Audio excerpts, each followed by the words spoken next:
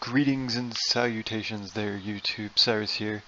I'm coming at you with something a little bit different today. I will be doing a new series, I suppose, depending on if people like this or not. It'll be comparing and contrasting to the most widely known is probably not the best word for it, but to the most expansive sci-fi literal universes in the world, I suppose. That would be Warhammer 40,000, or 40K for short, which is going on 30 years old at this point, and the very iconic Mass Effect universe from the games and comic books and all that. Now, obviously, one is older, one has more to it than the other, but I'll try my best to make things fair, even though I will be the first to admit I like 40K a bit more, so if there's some bias in my video, I do apologize. But let's get started. So this particular video is going to be about the first contact scenario between two races, one from each universe. The first one I will get into is the Kroot, as you see on screen. Now, the Kroot are avian in nature with sensory quills on the back of their head and vestigial beaks and talon-like appendages on their hands and feet. They travel in extended family groups or clans called kindreds, which is big old bunch of different families all wrapped up into one, like traveling group. They've been known to live to 100 years and are considered completely mature around 12 years of age for 365 days human year. Physically, they're far stronger than humans, and based on novels published by Games Workshop approved authors, they are roughly the equivalent of a Space Marine in power armor. And to those of you who don't know the 40K universe, a Space Marine is probably the single strongest infantry fighter there is. Probably. There are exceptions everywhere, but on a general basis.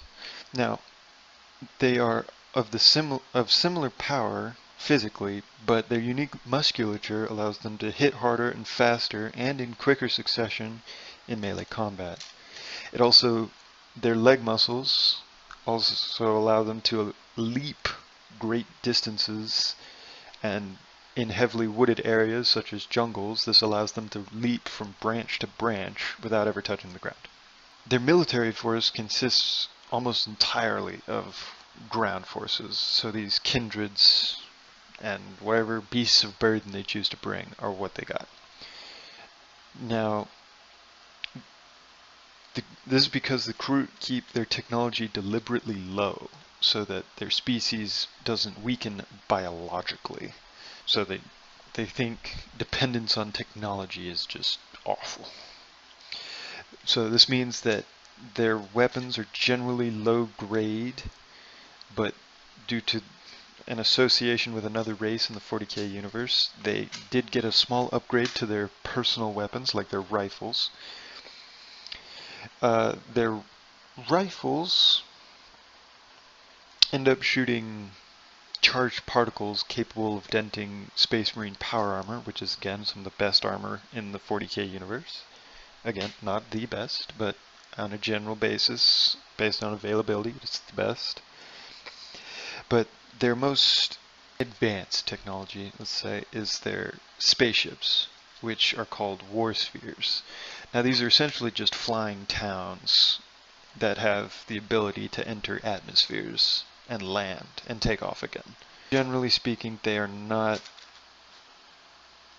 meant for war. They're meant to move around. And on an interesting side note, when going through the warp, which is the 40K version of faster than light travel, they will only go to planets that are habitable. And I'll bring this up again. And so that's their most advanced technology. But on the ground, the Kroot weapon of choice is the Kroot rifle, as shown in this picture here. It's just a rifle with blades attached to it. and it's based on pre-space flight Kroot fighting staves. So, because of their natural affinity for melee combat, they will almost always choose to close the distance and attack in your face. And most of the time in the Mass Effect universe, as I'm to understand, this is a bad idea because you'll get shot to hell all the way there. But for the Kroot, this is a boon because they are able to close distances very quickly with their unique musculature. And in melee combat, I do believe they have the upper hand on pretty much any race in Mass Effect, with the exception of maybe the Krogan and possibly the Vorcha, but I will get into that later. So, the most notable aspect of Kroot is their ability to assimilate DNA of enemies by eating the flesh of the dead. So that's any race. They can eat and assimilate DNA and characteristics of that race. So this means if they want increased muscle mass in the 40k universe, they would eat orcs. But in the Mass Effect universe, they would eat Krogan or Elcor, both of which are incredibly strong. And say they want increased radiation protection, they could eat the Turians, who have a natural, mild, radiation-resistant skin. Now, an individual Kroot who does eat them and gets whatever DNA he wants will acquire those traits that he was targeting over the course of years as the DNA is assimilated. And the Kroot's offspring will be guaranteed to have those traits from birth. This has also deeply influenced Kroot culture because they believe they are preserving the spirits of the fallen by eating them. So death to them is something very different than it is to us. Now, because of this racial ability, oftentimes the Kroot would travel the galaxy as mercenaries looking to acquire useful DNA to strengthen the Kroot species. And that's just a brief synopsis of what Kroot are. Now we're going to go to one of the most well-known races from the Mass Effect universe, the Asari, as you see here. Now, the Asari have a robust cellular regeneration, which allows for a lifespan of about 1,000 years. It's pretty standard for them.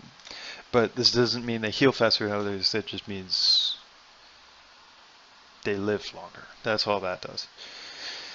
And now, a notable trait of the Asari, one of the most notable things, is their ability to mate with any gender or species, anywhere. And this is through neurological melding of the two individuals. Now, because of this, the Asari offspring is always going to be Asari. They just take small traits from the father, quote unquote, to mix up the gene pool of the Asari race. And it's father because they're depicted as female. They use female pronouns, but they're a monogendered species. So the donor of the DNA or traits is considered the father. But it's whatever. And a note with this is if an Asari mates with another Asari, there's a chance that the Asari offspring has an ability to kill their other partners by essentially burning out their nervous system when they connect to mate. Due to their method of reproduction, which is the neurological base, the Asari have mastery over their nervous system that allows for their use of biotics without any augmentations like other species. So every Asari is biotic. They have a natural affinity for it. And this is because their planet was the site of a battle between Protheans and some other race, and the ship blew up, and Element Zero, which is the cause of biotics, spread all over the planet, just everywhere. Now, due to their long lifespan, Asari have taken the long view socially. They prefer to observe and make decisions and plans that will pay off far down the line. This lets them dominate other cultures easily because eventually the new culture will be affected by Asari due to the aforementioned long lives of the Asari. Now, Asari are also generally considered peaceful and rarely, if ever, initiate hostilities. They are not afraid of violence, but do not generally seek it out. Their ground forces are considered to be a kind of special forces with small teams that excel at precision strikes, ambushes, and sabotage. These are the Asari Huntresses. This makes them ill-suited for protracted defensive war and all-out wars, such as happens in the 40k universe all the time. That being said, an individual Asari Huntress is considered nigh unstoppable in the Mass Effect universe. Their biotic powers and extended lifespans allow them to master many martial arts and develop many useful instincts in war. Most Asari Huntresses have incredible biotic abilities and have developed an aptitude for tech abilities as well, and they employ both to deadly effect. Oftentimes these Huntress squads are led by an older, more experienced Asari who has stronger biotics due to their increased age. Their strongest military might lies in their navy, however. They have the strongest Council Dreadnought, the flagship Destiny Ascension, which is said to boast the firepower of the rest of the Asari fleet. Now, my thoughts on a first contact scenario. As with most things of a versus nature, there are far too many variables to give an accurate depiction of what would happen. Things like where, how, and under what condition are far too numerous to apply. So, say they meet over here in the Nebulan Expanse, or right in inner council space somewhere, or in the Terminus system, wherever. Too many variables. So I shall posit the most likely of scenarios, in my opinion. Now, on a 40k galaxy map, which is here, the Kroot homeworlds are located far in the galactic east in the Tau Empire, right here. Now, that being said, Earth is right here. So, Earth is here, Tau space, and Kroot space is here. So if you draw a line to the right and down, that's the area. And if you overlay that area into the Mass Effect universe with the local cluster, with Earth as the reference point, you would go up and to the right, which puts you in Terminus space, which is important for this scenario. Because they're in the Terminus system, this means likely first contact would be with an Asari colony, because many races have colonies in the Terminus system that are not technically part of Council space. Now, while the Council government, the Council, does interfere with those systems, with those colonies, they're largely left alone. And at this point, here's another way the story can diverge based on variables. And if you want, I will explain other scenarios that could possibly happen for first contact. Just leave comments in the description below and I'll try my best. Let's assume that an Asari exploration vessel or colony exploration vessel arrives in a system as a Kroot warsphere does, so they arrive at the same time. Due to the size of the warsphere, which is many times the size of Destiny Ascension, I believe that the Asari would not initiate any hostilities. Also, they wouldn't do this based on their long view. Now, because the Kroot migrate to planets much like their own, they live on a jungle world, as the one displayed. So they would, let's just say they have showed up on a jungle world. Now, the Asari ship moves in closer to continue and observe while calling for reinforcements. Maybe the Asari ship attempts to hail the mystery ship but receives no response. After the arrival of additional support, the Asari again attempt to hail the aliens, but with the same results. They decide to land on the planet after several years of observation to finally make real contact with the aliens. Due to the nature of this jungle planet, scans under the canopy proved difficult, so the only alien activity that could be observed would be the ship itself. Deeming it to be too much of a lower technological species, the Asari might assume they simply don't have the right signal receptors to answer. After landing, the Asari scouts would venture into the jungle to make first contact with this species. The Asari would not establish a ground base, deeming it unnecessary until contact has been established. The scouts would split into several small teams that maintain contact with each other and with their ships in orbit. Due to their extensive training, the scouts would pick up on the fact that they are being watched but cannot find any signs of the Kroot. Suddenly, all the teams come under attack from the Kroot as they drop from the canopy into their midst. Training and discipline of the Asari scouts does them good, and they use covering fire and biotics as well as tech turrets and other abilities to hold off the Kroot for a time, but eventually the superior physicality and numbers of the Kroot attackers would win out when coupled with the element of surprise, enabling them to close quickly. So the scouts would be killed and eaten, but not before the scout leader could extract a member or two along with whatever peace delegate that came along with ships in orbit gathered. And the ships in orbit gathered crucial data on this new species of barbarous aliens. They would send this data back to the colony as well as to the council and would continue to observe the Kroot. Eventually the war sphere would take off, and this time the Kroot would spot the Asari observer ship but not open fire. They would hail the ship and open communication channels. I believe this would happen for first contact. This is my personal opinion on what would happen. I will admit that the Kroot are a favorite race of mine, so there is probably bias, but I will lay out my reasoning now. First, the choice of planets. The Kroot tend to migrate to hospitable worlds, and the more likely their home planet, the better.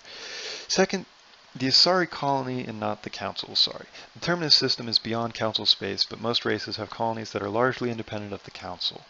Next, the initial lack of communication. The Kroot keep their technology low, so in an entirely new, separate universe, it is highly unlikely that they would have the same sensors. I will address communication at the end of the scenario at the end of my reasons. Due to the long lives of the Asari, they can afford to wait and observe, which is why they sat in space and watched to try and glean as much information as possible. They could send down remote probes, but these would likely be avoided or destroyed by the Kroot as they would be machines and not edible. The span of years would allow the Kroot to consume local fauna to better adapt to that specific planet. So, like lizards for camouflage, their coloration would change, they'd be able to hide better, and stuff like that.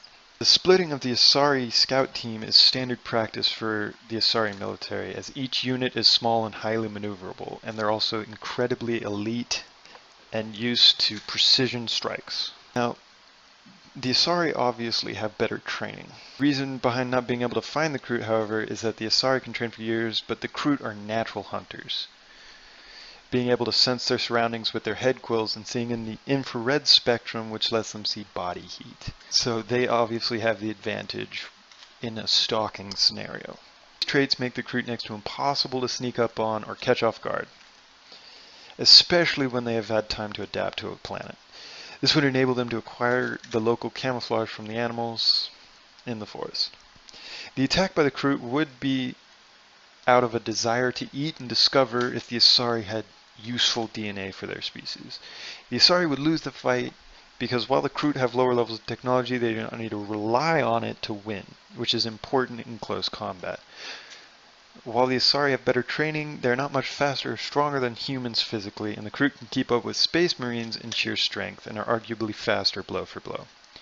And a Space Marine is a genetically augmented human with incredible amounts of technology boosting their abilities. The biotics and tech would do the Asari very well in the fight and would throw the Kroot into disarray, but eventually numbers would tell and those abilities would only delay the deaths. The older scout Asari leader, who is outside of the maiden stage in her life, would likely be able to hold off the Kroot with her more powerful abilities and tech prowess, and she would probably be able to save several members, but most would die in the retreat to the ship.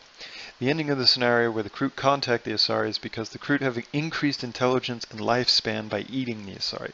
The extra lifespan would enable better assimilation of Asari DNA, so the effects of eating others would be greatly increased. Kroot initially gained space flight and much of their current technology by eating orcs who had landed on their home planet. The ability to gain spaceflight from the stupidest race in 40k means that eating Asari would increase intelligence far more than what would happen with the orcs. They would be able to build more sophisticated centers for their warsphere, which is the only advanced technology they will accept and try to improve. The Kroot are also able to mimic most languages and sounds like a parrot, so they would eventually be able to pick up the communication and language of the Asari. Due to their culture, the Kroot would hold no ill will against the Asari for killing many Kroot in the ambush, because that's their society. They already preserved the spirits of the fallen through eating their dead. And the Asari would likely let things go, as they would have eventually opened communications, and an incursion into Terminus space would unite all the disparate alien factions there against the Council. In the end, the Kroot would come out on top in first contact scenario, but communication channels would be eventually opened between both races. To the point of the Asari letting it go, the counterexample would be the Yogg, who the Asari barricaded on their homeworld. But trying to cordon off a pre-space flight species, and one that has no need to rely on the Mass Effect relays to get around quickly, is an entirely different matter. The Asari would likely be unwilling to pursue a ship that is many times larger than the Destiny Ascension, their strongest ship. So in the end, the Kroot would come out on top. But who knows what would happen after that. If you would like me to continue this, or would like to know what happens after the communication channels are opened, or would like me to do a short story based on that first contact, please leave me a comment in the space below,